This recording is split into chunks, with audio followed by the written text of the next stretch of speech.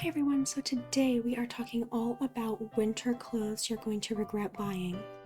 Now, this is something that I'm so passionate about because I think it's so important to be comfortable, especially in winter and summer. If you live in somewhere where you have harsher winters or if you have very hot summers, I think those two seasons really want to be comfortable and you want to feel confident and like you look good when things are so harsh. Okay, so let's get into the first regret that you may have, and that is buying clothes that are a size too small. Now, in winter, you are layering, and so the thing is that if you wear something that's too small, you may think, well, I'm gonna wear this as a bottom layer. It can be too small. But the truth of the matter is that when you are layering, you are adding more bulk to your silhouette, and it's going to be very difficult to move around if your very bottom layer even is too small. Forget about the top layers being too small, that would be a nightmare. But even your bottom layer being too small can feel particularly restrictive, and that can just be so miserable. And then you're going to find that you don't want to wear that item at all. And I know how it is, sometimes we want to go for that smaller size, or that the larger size is not available. I would really recommend going for a size that really fits well. Of course, clothing that's too large is also something that you don't want. You don't want too much bulk. Something like this is just right. You can see how this fits her beautifully. And it's something that is not too small and it's not too tight on her and it's not too loose on her. It's just perfect. It would be perfect for layering in winter. And also, I just love this. I love this color on her. I think it's beautiful. I think most likely she is some kind of um, she has a pretty moderate bone structure to her. And so and with the color, it looks beautiful on her because it just matches her coloration and her contrast level. So really love this for her. And it's a great layering piece, or it's great to wear on its own. So the next thing is anything itchy or uncomfortable. I cannot be passionate enough about this because I don't know about you guys, but I just will not wear anything that's uncomfortable or itchy. Sometimes you may be tempted to buy something that is a little uncomfortable in the store. The thing is, if you try it on in the store, you may think, oh, it's so beautiful. Look, it's so nice. I'm totally gonna be fine wearing this. I'm gonna be fine. I'm gonna be fine.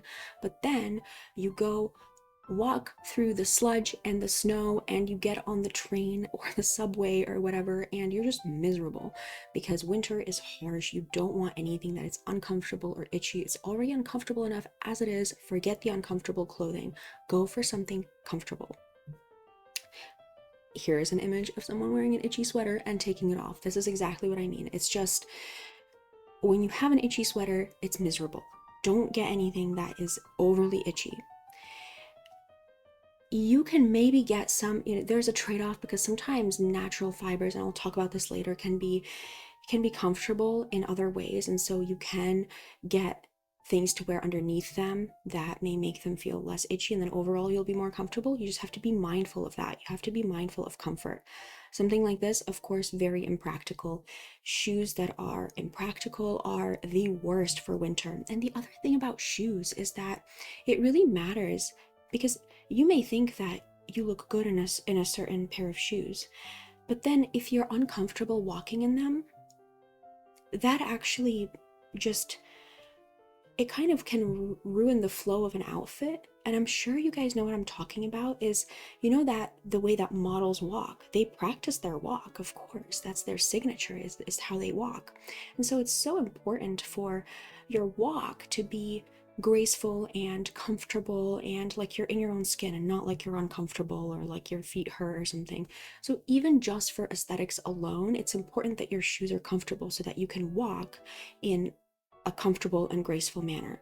Not to mention the main reason to have comfortable shoes, which is to be comfortable, right? That's the main reason. But even if you are trying to look good, remember that having uncomfortable shoes may not actually even look that good to begin with because it may make walking more unnatural for you. And when walking is unnatural, then the way that the clothing moves on you starts to be unnatural, and everything about it becomes unnatural. So it's incredibly important that you're comfortable. And also, you could hurt yourself in winter. It's slippery. You really don't want uncomfortable shoes. It's not safe. It's not comfortable. It's not good.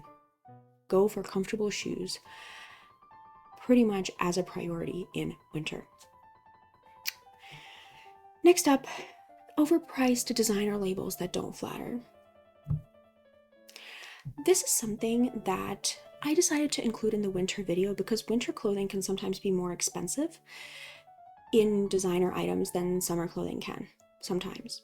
And this goes all the time. It happens all the time, though. It goes all the time, all year round. Don't waste your money on designer labels just because they're designer labels, or don't even waste your money on expensive clothing just because they're expensive. What's most important is that that clothing flatters you. And when clothing flatters you, it actually looks way more expensive than it is.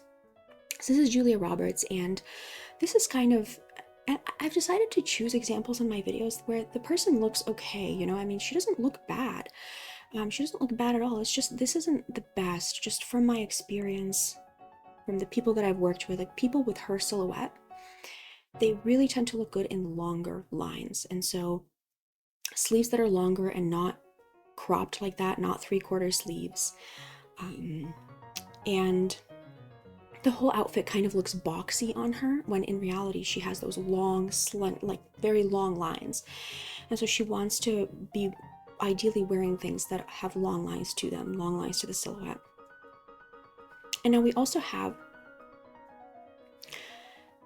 unflattering colors, okay? Unflattering colors is something that is important in winter because oftentimes our skin can look better in summer because we gain more pigment. And as we gain more of our pigment, like getting a tan, basically, you're gaining your melanin, you're gaining your pigment, you actually can pull off more colors. If you're someone who is light, gaining more pigment, getting a tan, you're not imagining in summer, you can really pull off more colors oftentimes. And this is also why deeper skin tones can often be placed into other color types, in my opinion, basically mistyped. I've worked with so many clients who are deeper skin tones who have been placed into cool toned when they're warm toned, or more commonly warm toned when they're cool toned. Because the thing is that deeper skin tones, and if you get more pigment, if you have more pigment in general, you are going to look better in all colors because your skin tone can sort of handle more colors because your skin tone has more color.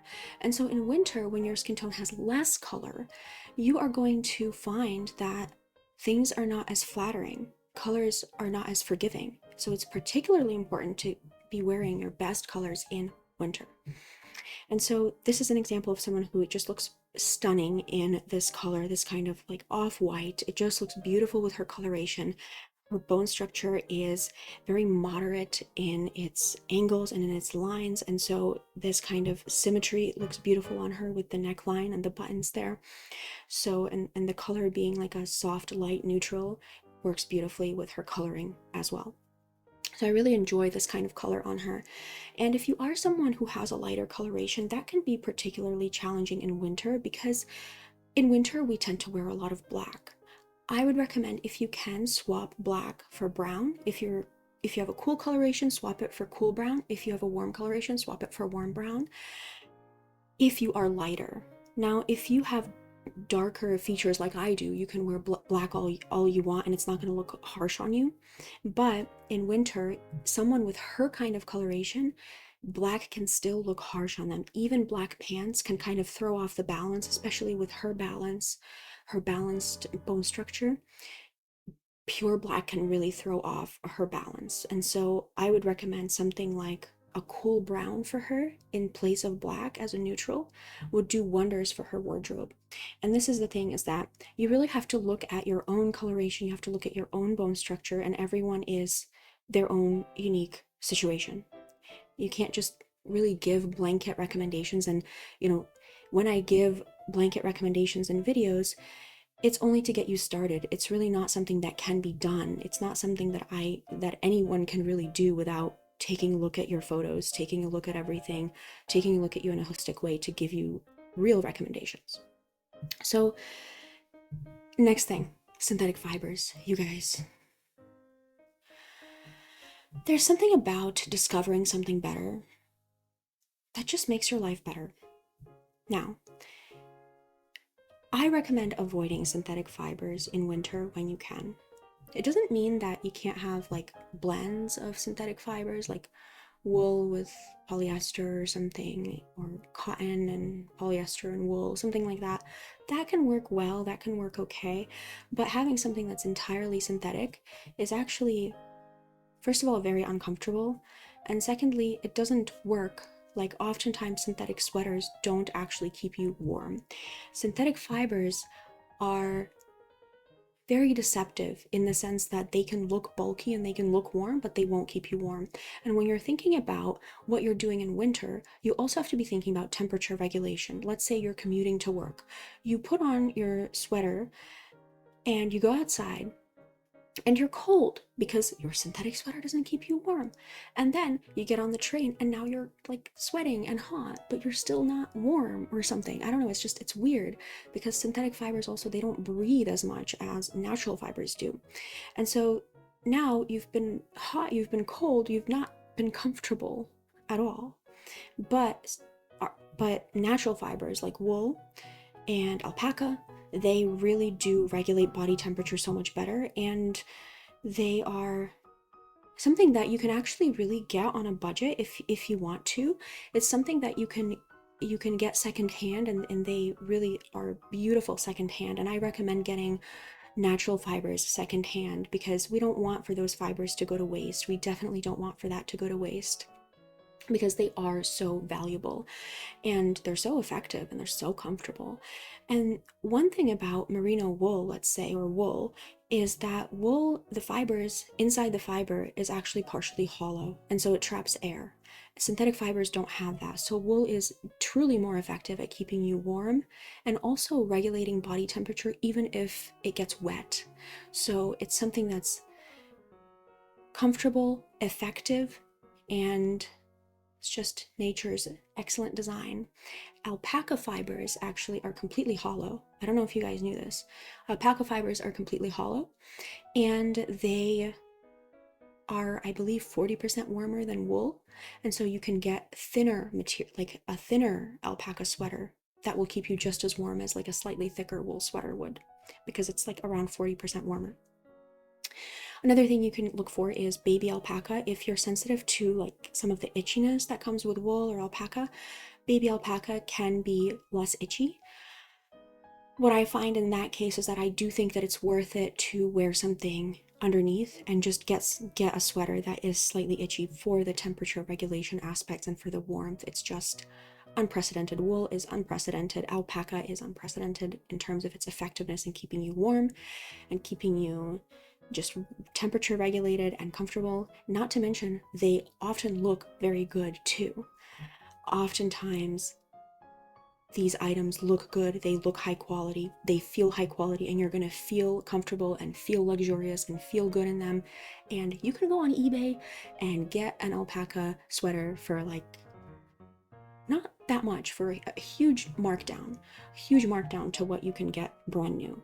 And I really do recommend shopping secondhand for natural fibers. You can save tons of money, and you're going to not have them go to waste either. So I think that's it, you guys. That's all I have to say for this video. I hope you enjoyed it. Let me know what are some of the most comfortable fibers that you enjoy in winter. Is it cashmere? Is it wool? Is it alpaca? Is it cotton? Does it get particularly hot where you live or particularly cold? And what do you enjoy for like temperature regulation specifically? I'd love to know.